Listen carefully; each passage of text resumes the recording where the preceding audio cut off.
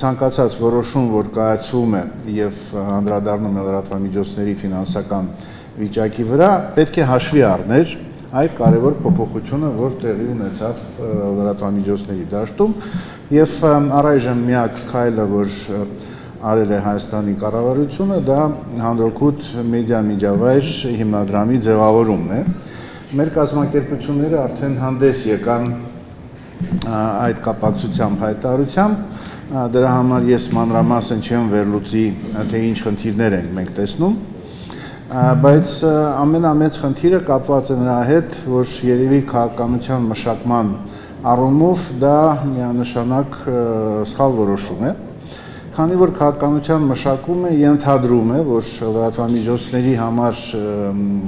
եղած հարթակների նկատմամբ պետք է լինի չեզոք մոտեցում եւ նաեւ մեր շատ պետական կառույցները, այդ թվում նաեւ կարգավորող մարմինը, Հեռուստատեսության եւ ռադիոյի հանձնաժողովը միշտ խոսում է, որ մեզ հնարավորություն տվեք, որպեսզի մենք կարողանանք կարգավորել նաեւ այլ տեսակի լրատվամիջոցների գործունեությունը, ոչ միայն վերգետնյա հեռարձակումը, այլ նաեւ TV-like, այդ ձևակերպումը շատ է օգտագործում վերջերս եւ նույնիսկ բավականին մեծ ուշադրություն է դարձվում ՀՌՀ-ի հաշվետվության մեջ այս տարվա խորհրդարանին, բայց փաստորեն քաղաքականությունը միանգամայն այլ ուղղությամբ է գնում, եթե խոսում ենք հիմնադրամի մասին, եւ ֆինանսական աջակցություն նախատեսվում է միայն վերգետնյա հեռարձակում իրականացնող եւ հանրային մուլտիպլեքսում ներառված լրատվամիջոցների համար։ Կան բացատրություններ եւ ես կամաց կանցնեմ նաեւ երկրորդ թեմային, այսինքն տեխնոլոգիական մարտահրավերներին եւ լուծումներին։ Բացատրություններից մեկը այն է, որ բավականին բարդ վիճակում են հենց վերգետնյա հեռարձակողները, կապված նրա հետ, որ վճարում են բավականին խոշոր գումարներ եւ առաջին հերթին համապետական սփռում ունեցող հեռարձակողները աշտարակին կամ վիշկային, ինչպես պրոֆեսիոնալ դաշտում ընդունված է խոսել, եւ այն խիստ վերաբերմունքը այդ կենտրոնի, հեռարձակման կենտրոնի չվճարողների նկատմամբ, զգուշացումներ, նույնիսկ եթերի դադարեցում, դա ենթադրում է, որ ինչ որ ձևով այդ հանրային մուլտիպլեքսում ներառված լրատվամիջոցներին պետք է օգնել։ Բայց չէ որ լուծումները պետք է այլ տեղ լինեն, նրանք ունեն տեխնոլոգիական լուծումներ, դրա մասին խոսվում է այն պահից, երբ Հայաստանում քննարկվում էր դեռ 2019-2020 թվականներին տեսահոլովակական մեդիայի մասին օրենքը եւ դրա լուծումը կայանում էր նրանում, որ պետք է այն միջոցները, որ ուղղակի ամեն տարի ծախսում են մասնավոր հեռուստաընկերությունները վճարելով այդ վիշկային, դա այդ միջոցները օգտագործել որպես ներդրումային պաշար մասնավոր մուլտիպլեքսների ձևավորման համար։ Մի քանի շատ ավելի պարզ եւ ժամանակակից լուծումներով ձևավորել մասնավոր մուլտիպլեքսներ, այլ ոչ թե օգտագործել այդ հսկայական կառույցը, որը փաստորեն մենաշնոր է շարունակում վերգետնյա հեռարձակման համար եւ այն ուղղակի իր ամբողջությամբ եւ տեխնոլոգիական լուծումներով եւ իր ծավալով եւ աշխատողների քանակով ամեն ինչով չի համապատասխանում ժամանակակից պայմաններին, դա պետք է փոխել այդ թվում նաեւ օգտագործելով օրենսդրական լուծումներ, բայց փաստորեն դա տեղի չունեցավ, մեզ մոտ շարունակվում է հանրային մուլտիպլեքսը հանդիսանալ միակ հնարավորությունը վերգետնյա հեռարձակում իրականացնելու համար եւ հիմա էլ դրա հետ այդ անիմաստ շատ կներեք այդ բառի համար այդ անիմաստ հիմնարկի պահելու անհրաժեշտությունը հաշվի առնելով որոշում է կայացվում այդ հանրօգուտ մեդիա միջավայր հիմնադրամի ձևավորում, որը շատ ճիշտ գաղափար է։ Ընդհանրապես մենք շատ լավ հասկանում ենք, որ ժամանակակից աշխարհում, մանավանդ փոքր շուկաներում, ինչպիսին Հայաստանն է, լրատվամիջոցները, որակյալ լրատվամիջոցները, որոնց հիմնական նպատակը չի այստեղից այնտեղից ցանկացած եղանակով եւ միջոցով գումար փոխելը, նրանք անհրաժեշտություն ունեն աջակցության։ պետական հանրային աջակցությամբ եւ նման հիմնադրամի ձևավորումը քննարկում է Հայաստանում 2019 թվականից մեր կազմակերպությունները դրա հետ կապված առաջին հերթին մեդիա նախաձեռնությունների կենտրոնը հսկայական ուսումնասիրություն է պատվիրել եւ իրականացնել թե ինչպես կարող է այդ հիմնադրամը գործել այդ ամեն ինչը ջրվում է եւ մի իրավիճակային որոշում է կայացվում, որը բնականաբար առաջացնում է եւ դժգոհություն պրոֆեսիոնալ դաշտի եւ կասկածներ հիմնավոր կասկածներ, որ այդ ամեն ինչը արվում է հաշվի առնելով, որ մենք ունենալու ենք մոտակա ժամանակ բավականին թեժ համապետական ընտրություններ։ Եվ այսպես տեխնոլոգիաներից ես անցնում եմ օրենսդրության դաշտ, որտեղ նույնպես մենք տեսնում ենք բավականին դանդաղ եւ ոչ արդյունավետ գործունեություն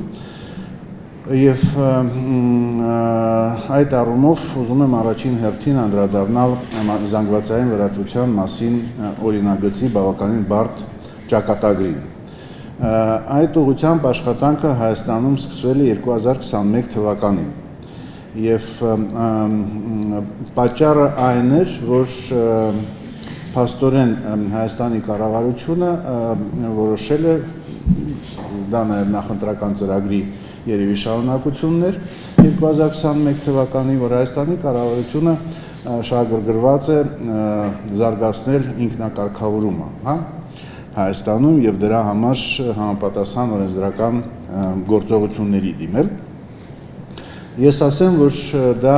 մեր կազմակերպությունների նախաձեռնողականության արդյունքը չէր։ Մենք երբեք դրա մասին հարց չէինք բարձրացնում, որ պետք է օրենսդրական մակարդակով ճանաչվի ինքնակարգավորումը որպես ինստիտուտ եւ այլն, դա կիրառել էինք շատ սահմանափակ ոլորտում, դա մեր առաջարկներ, որ տեսահոլովակական մեդիայի մասին օրենքում փաստորեն կա դրույթ, որ նրանք, ովքեր հավակնում են հանրային մուլտիպլեքսում ստանալ սլոտ, պետք է ինչ-որ ինքնակարգավորման մեխանիզմներ ունենանք եւ պատճառը, որ մենք դա այդ առաջարկը արեցինք հենց վերգետնյա հեռարձակում իրականացնողների համար, որ ինչ-որ ձևով արդարացվի այդ հանրային մուլտիպլեքսի առկայությունը եւ նրա առանձնահատկությունները, այսինքն եթե հանրային մուլտիպլեքս է եւ ինչ-որ մեկ այնտեղ սլոտ ունի, ուրեմն ինքը ունի հանրային պարտավորություններ եւ այդ հանրային պարտավորությունների մեջ նաեւ էթիկական բովանդակություն արտադրել եւ թողարկելն է։ Դրանով մենք պատրաստ ենք սահմանափակվել։ Բայց քանի որ եղավ կառավարության շահագրգռվածությունը իր 5-ամյա ծրագրում ներառել նաև ինքնակարգավորման զարգացումը բոլոր լրատվամիջոցների համար, մենք ասեցինք որոշումը կա, եկեք մենք համապատասխանեցնենք մեր գործունեությունը այդ որոշման հետ։ Եվ ակտիվորեն եւ մեր կազմակերպությունները եւ լրատվամիջոցների էթիկայի դիտորդ մարմինը փաստորեն հայեցակարգային մոտեցում մշակելու համար մտավ գործունեության մեջ եւ ինչ որտեղ մենք ստացանք արդեն մոտավորապես 1 տարի առաջ այնպիսի օրինագիծ, որը կարող էր մեզ թվում է աշխատել, եւ ստացանք նաեւ գնահատական այդ օրինագծի Եվրոպայի խորհրդի փորձագետների կողմից հաշվի առնվեցին եւ արտադրության նախարարության եւ մեր ջանքերով այդ ուրեմն մեկնաբանությունները եւ դիտողությունները եւ միևնույն ժամանակ մենք չենք տեսնում, որ կա օրենքի ընդունման հետ այդպես էական եւ տեսանելի առաջընթաց։ Ես հիմնավոր կասկածներ ունեմ մտածելու, որ խնդիրը հենց նրանում է, որ կասկածներ առաջացան մեր քաղաքական որոշումներ կայացնողների մոտ, որ ընդհանրապես պետք չի այդ ինքնակարգավորմանը զարգ տալ։ Եվ ինչ որտեղ այդ ինքնակարգավորումը որպես երևույթ այսօր շատերի կողմից, ես չեմ ասում, որ դա պետական քաղաքականություն է, բայց որոշ պաշտոնյաների կողմից ինքնակարգավորումը դարձավ այսպես քաղաքության նոխազ։ Այսինքն բոլոր վատ բաները, որ կան Հայաստանի լրագրության մեջ եւ այդ բևեռացումը, հանդուրժողականությունը, չգիտեմ, հայհոյանքի տարածումը եւ այլն, այդ բոլորը որ ինքնակարգավորումը արդյունավետ չի աշխատում։ Ուրեմն այն մնացած բոլոր լծակները, որ ունի պետությունը, պետական կարգավորող մարմինները հեչ, որ խորհրդարանը չի կարողանում արդեն քանի տարի է որևէ առիթով էթիկայի հանձնաժողով ձևավորել, այդ սա հեչ, բայց ամեն ինչում մեղավոր է ինքնակարգավորումը եւ հենց որ մենք ինքնակարգավորմանը դադարեցնենք ինչ որ դրա հետ հույսեր կապել, մենք այլ լուծումներ կգտնենք, հա,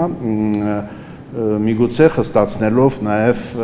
կարգավորող մեխանիզմները, որը ունի իր ձեռքում պետությունը։ Ցավոք, ես այդպիսի միտումներ տեսնում եմ որոշ հրապարակային հայտարարություններում մեր որոշում կայացնողների կողմից։